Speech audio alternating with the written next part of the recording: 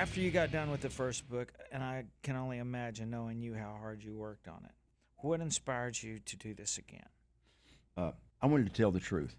I wanted people to know what it was like to be in Nashville in each unique decade, to be in the music business, just as a regular, everyday person, behind the scenes. I just thought there were so many fascinating characters that could be walking through the pages. Some of them famous, some of them infamous, and some of them unknown. And I just wanted to share all those people and all those experiences with folks who have an interest in what we do here.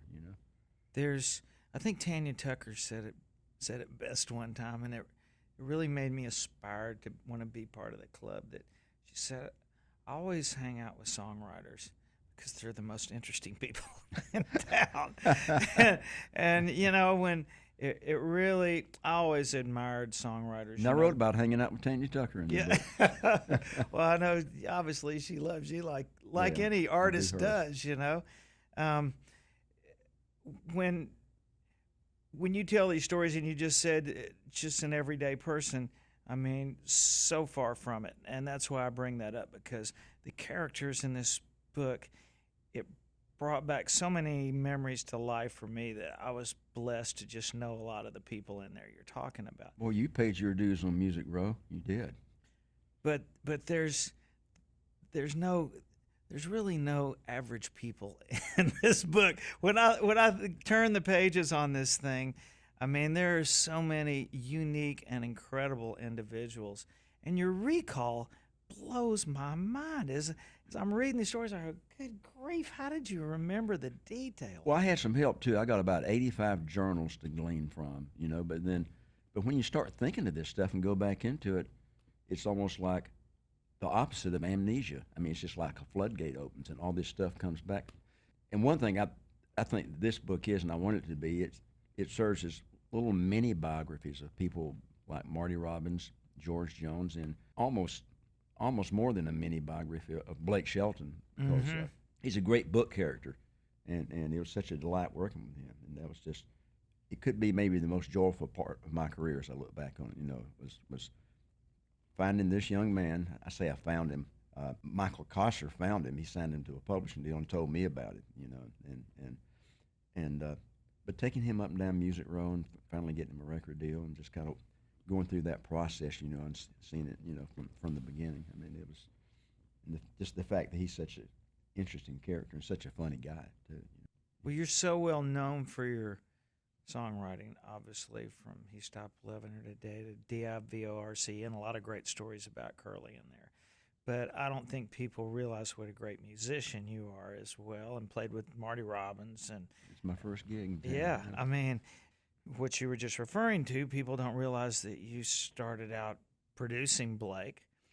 For Cook and I, Don Cook, I mean, we just wrote songs together. We were actually pitching songs, I think, for Alan Jackson when Tim Dubois offered me a record deal that turned into Brooks and Dunn. Yeah.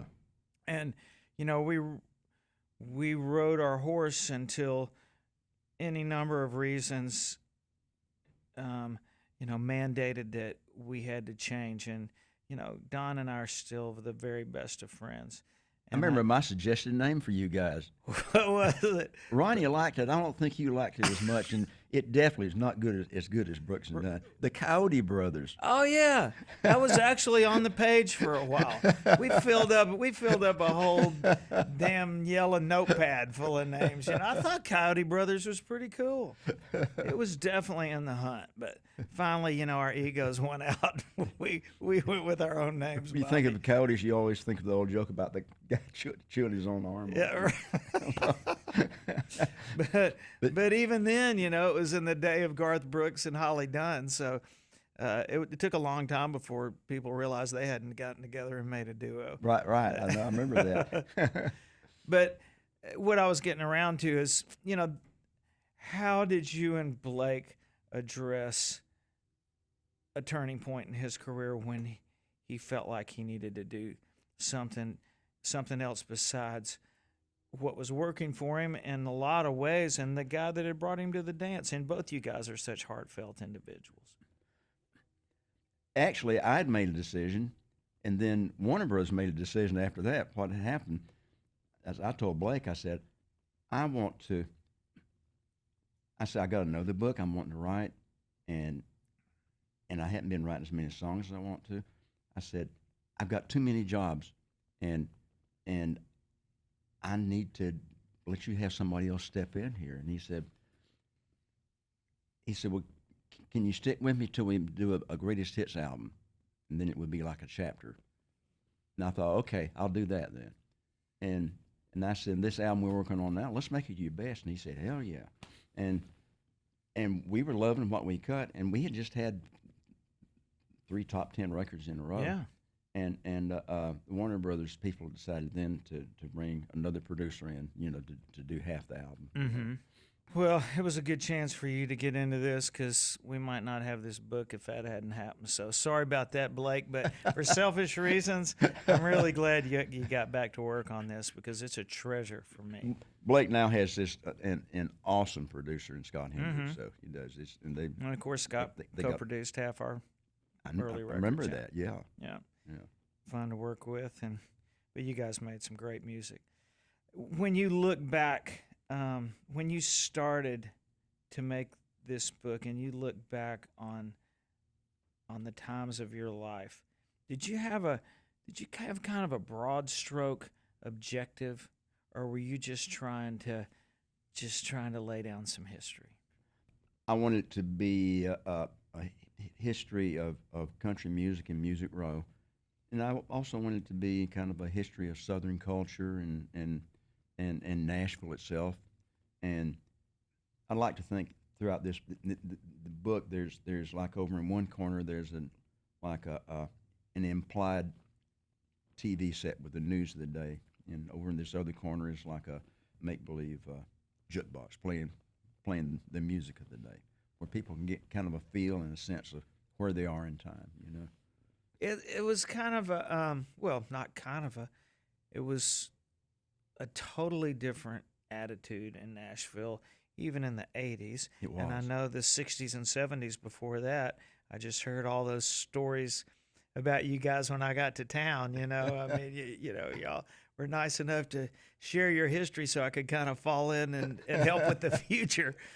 But, I mean, what would you say is the biggest difference between that era of Waylon in the 70s and when you guys were the hottest? You're still hot, but when you guys are really changing the course of music in a lot of ways, and what's going on today, what do you think the biggest difference is? It was a lot more casual then. It was less formal. It's more corporate now. By corporate, you mean? Well, I feel like a lot of writers report into work like, going to a bank, 9 to 5. Yeah. And it certainly pays off for a lot of them. Yeah. And back in the old days, I think Bob McDill was doing it even then, It sure paid off for him. McDill may be my favorite writer of all of them, I mean, he's a great songwriter. But the way we wrote songs then, I mean, back in those days, I mean, be hanging out, drinking a couple of beers and say, hey, you want to write a song? And and now, I mean, people have their appointment books, filled up. And, we never did, or I never did that back then. It was almost always spontaneous, I think about, I wrote some hits by myself and some with Curly Putman, Sonny Throckmorton, Ray Van Hoy, and I think in each instance, I don't think one time did we ever say, "Hey, got you my book," for 3 o'clock on never. we were out partying or just hanging out, and just say, "Hey, I got this idea. What do you think?" Tell me about Billy Sherrill. I mean, you had huge hits on George and Tammy, and was that relationship with him, or did I think songwriters are probably curious about, and I try to remind them, it's really who matters, but if you write The Gambler or He Stopped Loving Her Today, it's going to get cut. I mean, somebody, I don't know where it's going to wind up, but somebody's going to record it if it's good enough. But how did you and Billy get that great relationship? Well, Billy was very much of an introvert. In fact, when they inducted him in the Hall of Fame, I was walking in there, and Dimitri at Channel 4 in Nashville was asking me about Billy Sherrill and interviewing me about him. I said, well, he would have been here a lot sooner if he hadn't been the Don Rickles of Nashville, you know. I walked inside, and Billy was standing there next to his wife, Charlene, and I told him what I just said. He said, Don Rickles, he said, is he the guy that doesn't get any respect? And I said, no, that's Rodney Dangerfield. I mean, people respect you, Billy. Don Rickles is the guy who insulted everybody. That's you. And his wife said, isn't that the truth? And Billy was an introvert.